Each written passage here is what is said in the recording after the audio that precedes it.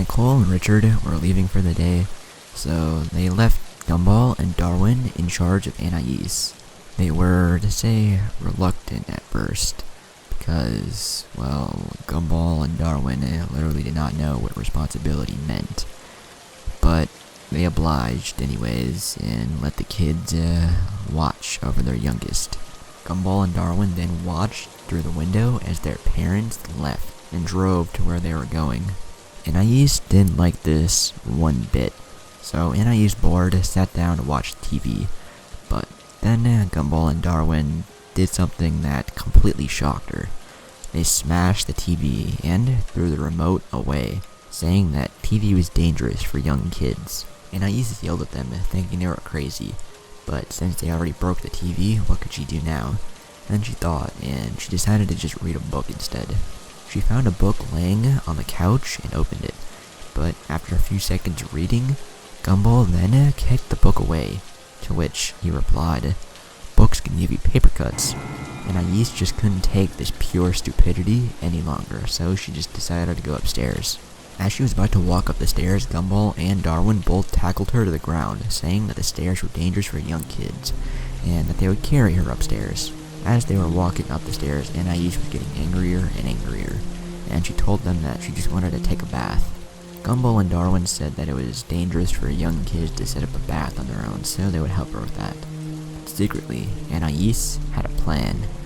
Once they got up to the bathroom, and they started the bath, Anais set her plan into motion.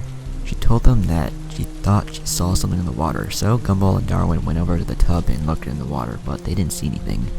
And when they turned around, Anais was gone.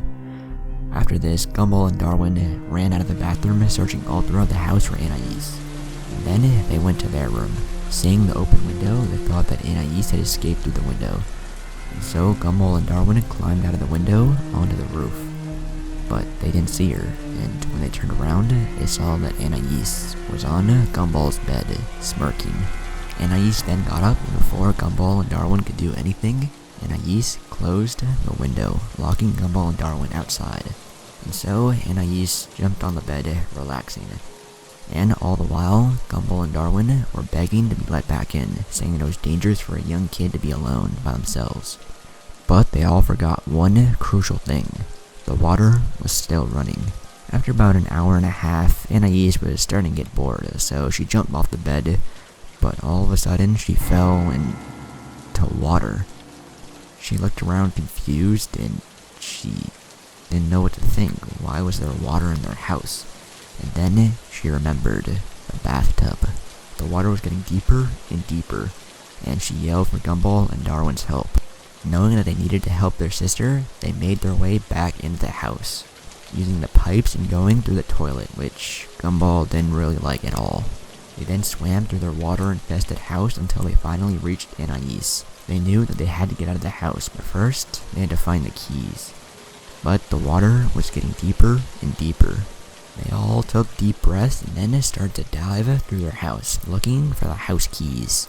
They couldn't find it at all. They searched everywhere, and they started to panic. Luckily, Darwin was a fish, so he could breathe underwater, but Gumball and Anais weren't so fortunate to have that ability, and every now and then, they needed to breathe. Things were starting to get dangerous. Eventually, the entire house was filled, and there were no more air pockets. The three started to panic, and they all came to the realization that they could use the chimney to escape. Gumball and Anais were running out of air. Once they reached the chimney, they looked inside, and they panicked. Only 2 people could fit. And Gumball's vision started to go blurry, so instead of sending himself, he pushed Anais and Darwin into the chimney. He was about to go next, but all of a sudden, a couch came out of nowhere and blocked the entrance to the chimney. And now, Gumball was stuck with no way out of his house. So, he accepted his fate. And with that, Gumball drowned. After Gumball had drowned, Darwin and Anais were swimming through the chimney. But as they reached the top, out of nowhere, it exploded like a large geyser, sending the two flying into the air. As they were flying on top of the water, they wondered where Gumball was. and it finally came to the realization in horror what had happened. Gumball was no more. They were about to cry when all of a sudden the water stopped and it started to fall. But then they looked down and they started to panic. They knew there was no way out of this.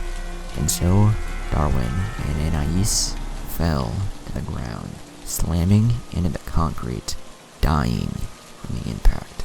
Eventually Nicole and Richard returned home, but when they got out of their car, they saw the horror. They saw the bodies of Darwin and Anais. They screamed, but they wondered where Gumball was, and that's when Richard opened the door to have a large amount of water rushed upon them. But as the water was gushing out of the house, something came out, to which Nicole screamed. It was Gumball's dead body. But sadly, from the force of the water, Richard was hit full force, and was slammed back into their car, dying from the force and impact of the water. When Nicole turned around, she screamed, seeing the dead body of Richard. She didn't know what to think. Her entire family was dead. Her kids, no more. And her husband, no more. With that, Nicole fell to the ground and fell onto her knees. But she didn't cry. She started to laugh. Nicole then went insane from seeing the dead bodies of her entire family. After a couple of hours, the cops arrived and saw the horror.